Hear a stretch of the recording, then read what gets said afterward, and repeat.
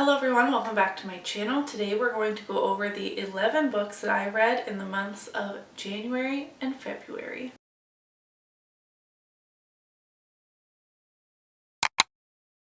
My reading has slowed down significantly over the last 5 months and I'm really bummed about it. One brief change I will talk about right now is I went from being a stay-at-home / work from home mom for 7 years to working outside of the home in that time, and it has been a rough transition for me and my family, like with my kids and all of that. So that is definitely part of it. But without going on about my personal life, we are going to chat about the 11 books I finished in the last 2 months. I used to read like 11 plus per month, but here we are. I started the year off with a 5-star reread. Thank goodness. I really feel like this set me up for success for the year. Well, at least that was my intention. So this is Malice, the first book in the Faithful and the Fallen series by John Gwynne. This is an epic adult dark fantasy that has a prophecy at the forefront. It's good versus evil. It is the bright star versus the black sun. And we have this very large, expansive world. There are so many characters and POVs in here, and as the series goes on, that just gets added to. So I'm going to read my review from the first time I read it a couple of years ago, and then my edition after this reread.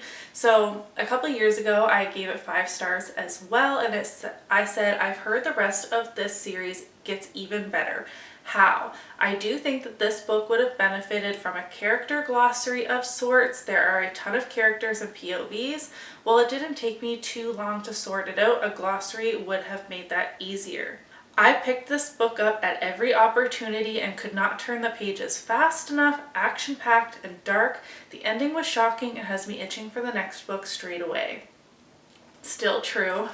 My reread, I said, oh, the gut-churning anticipation of this reread, falling in love with characters all over again, knowing that Mr. John Gwynne is ruthless. Gosh, I just love this series. The characters in here I feel so attached to, and this author does not hold punches. Some of your favorite characters will not be with us for the entirety of the series, and it hurts. Even upon reread, even when getting reintroduced to certain characters and knowing what was to come, I was still latching onto them because I loved every second. This is very political, war-based, and there are a lot of there's giants, giant worms, giant ants. There's some really vicious creatures in here, and the character dynamics are so juicy too. We're following Corbin, and so it's kind of a coming of age story as well. And though when we meet Corbin, he is turning 14, and we do have his POV, this is certainly not YA in the slightest. We have many adult character POVs too, and watching Corbin kind of step up and grow throughout this book. I think this spans about a year in time, I believe. Anyways, I'm gonna stop rambling about it, but I loved this. It's so good. The size is intimidating though, but it's so good. I next read the 3rd volume of Heartstopper, and I did give this 4 stars, but really I gave it 4 stars because I didn't want anyone to yell at me. I would have given it 2.5 or 3. I do love Nick and Charlie. I think that their relationship is so sweet, and it holds a lot of that sweet innocence that young children can have, and I can appreciate that. I think that's where the 4 stars comes from. I love the artwork. I love the commentary in here, but from my personal enjoyment, it's just reading a bit young for me, and I'm not as obsessed with it as I feel like others are. I am going to continue reading it. I will finish out the series, especially since my oldest son read them and really enjoyed them and said that I should read them too, along with being a booktube darling. So I will continue on. It's just not the perfect graphic novel series for me. Sam and I read A False Start by Elsie Silver. This finished off the Gold Rush Ranch series. These are small town cowboy romances set in British Columbia. And I gave this 4 stars. Elsie Silver does age gap so well. This is best friend's little sister. And I don't want to say who it's with just in case you think that is spoilery. But Elsie does age gap and like brother's best friend so well. She's done that in a couple different books. We have a quiet, grumpy man that I just eat up every single time. The third act conflict did have me rolling my eyes, as they tend to do anyway. But I really like that our female main character really still went after what she wanted, even if it wasn't in the same path that our male main character was going. Again, I don't want to give too much away, but I really appreciated that, and this entire series I really enjoyed. It was a bit nostalgic for me growing up on a horsey farm. The whole, like, the setting of this series just felt like home a little bit for me as well, which definitely added to my enjoyment. I read A Court This Cruel and Lovely as a part of a reading vlog. I will link that up in the cards if you missed it. This is the first book in the Kingdom of Lies series by Stasia Stark. I did give this 4 stars. It was a really fun read. It is much like all other fantasy romances that are popular, but that's not always a bad thing. The romance itself is very lust driven. I don't feel a good, strong, like, romantic connection between our main characters, but their banter is still really good. A lot of the twists and turns that this series took, I could kind of see from a mile away, although not always who would betray who and in what way, if that makes sense. And the actual ending, like the last couple of pages, did take me by surprise, so I will be continuing on with this series. I read Bloodbound by Patricia Briggs. I can never say this author's name. It's honestly so annoying to me. This is the second book in the Mercy Thompson series, and I am reading this as a part of an upcoming reading vlog. I gave this 3 stars. I find that these are enjoyable. They are very episodic in nature. It is a paranormal series. Mercy Thompson here is a mechanic, but she's also a walker. She is Native American and transforms into a coyote, and there are fae, vampires, werewolves, all of the things in this series, and the interpersonal relationships do kind of morph and change throughout, so I do recommend reading them in order if you're interested, but each book kind of wraps up a conflict, and 3 stars. I enjoyed this. It's not something I'm like raving about and telling everyone to go pick up, but I have them. I got them at a yard sale for 50 cents each or something, so I'm happy to read them. Sam and I buddy read and finished off the Never After series with Hexed by Emily McIntyre, and this series was mostly misses for me. There were a couple that I enjoyed, but none I was fully obsessed with, and this one I gave 2 stars. Only 2. This gave me nothing. This is a Little Mermaid reimagining, and this whole series is like the villain gets the girl, and actually this one, the female main character, was like Ursula from Ariel and the Little Mermaid, and Anyways, I didn't feel a connection to any of the characters. And this one had way too many references, like on the nose references to the original material, whereas I didn't feel like the other ones did. They certainly, all of them had references to like tie in the reimagining, but this one felt like again and again and again, and I don't know, maybe I was just in a bad mood, but this book was over 500 pages and it felt so long.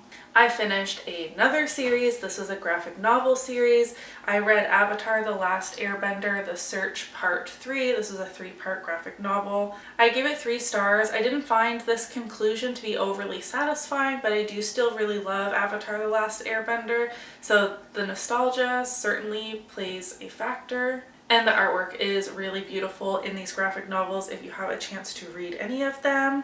I read via audio The Final Gambit by Jennifer Lynn Barnes. This is the 3rd book in the Inheritance games and was a satisfying conclusion to the original storyline. I am going to continue on into reading The Brothers Hawthorne, but this book did kind of wrap up Avery's arc, if that makes sense. This YA mystery series is a bit outrageous, with like the hidden clues and all. It's very convoluted, but it's fun. So I did give this one 4 stars. I took Onyx Storm slow and steady. I really enjoyed this. I don't think I like it more than Fourth Wing, but I certainly enjoyed it more than Iron Flame. I did give this 4 stars. The sassiness of these dragons, especially like teenage Andarna, I love. I think they're so funny. Riddick is a new favorite character. Honestly, he is like the comic relief that we all needed. The ending,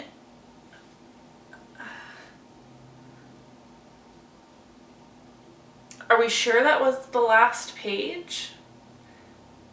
I turned the page, like, because where's the rest? That is beyond a cliffhanger. That was like, we weren't done yet. Did anyone else feel that way? Anyways, I did give this 4 stars. I really enjoyed my time with this. I'm glad that I didn't binge through it. I'm trying to hold it where the glare is not blinding you every 2 seconds. I took my time. I read this in like bite-sized chunks, really trying to digest the maneuverings and the politics and all the things that were going on. And I really enjoyed it. What else can I say? Sam and I read Glow of the Everflame, the 2nd book in the Kindred's Cursed saga. I gave this 2.75 on Fable, 3 on Goodreads because you can't do decimals. I don't know how I can simultaneously be like having a silly, goofy, fun time, but also hating our main character. Diem is the most insufferable character I think I've ever read in a fantasy. I don't even know if that's an exaggeration. I hate her character, honestly. But all the side characters I really enjoy. I love all of the court politicking that happens in this series. I really like our male main character, but being inside Diem's head lessens my enjoyment significantly. She's just so impulsive. And the magic system also in this world doesn't make the most sense. And lastly, another 5-star. Why didn't you guys tell me to read this book sooner? Just kidding. So many of you were like, read the book, Emily, and I put it off forever and ever. 5 stars. This is my favorite Emily Henry that I've read so far. I have read Beach Read. I've read People We Meet on Vacation. Now this one I'm kind of reading them in order, even though I know I don't have to, but I am. I felt so deeply seen by this book. I feel like I am part Nora and part Charlie, and they both struggle with the parts I share with them in similar ways that I do, and having, like, they're obviously seeing these things in each other. It's almost like I did some healing. It was like therapy listening to this book on audio. I found myself smiling and laughing along so often. The humor in here was just right for me. I loved every second of this book. So out of the first 11 books that I've read in 2025, I've had 2 5-stars so far, and they couldn't be more different from each other. So we have this fluffy contemporary romance and an epic dark fantasy. What can I say? I like what I like. I like both of these for very different reasons, but both of these, you know when you read a book that makes you feel like this is why I love reading. 5 stars is a feeling. Is that what Emmy says? 5 stars is a feeling, and both of these books gave me that feeling for different reasons. So we've had kind of a mixed bag, and that has continued into March. We've had some low rated books this year. I'm curious on what my average rating is so far. Fable tells me I am on Fable now. I like a lot of their stats that they're using. My average rating so far this year is 3.4. That's pretty low. That is actually pretty low. Okay, well that's sad. Anyways, that is enough rambling from me. I hope you guys enjoyed this reading wrap up. Let me know what your favorite book from the month of January and February were. You can combine them or give me one for each month. We know what mine were. January, February, feeling so good about these. I am falling a little bit behind on the Catch Up Book Club reading. I'm supposed to read Valor. I haven't done that yet. I'm gonna stop rambling. My gosh, I just love chatting with everybody. So in the comments below, give me your favorites from each month so far this year. Give this video a thumbs up if you did enjoy it, and I will see you in my next one. Bye.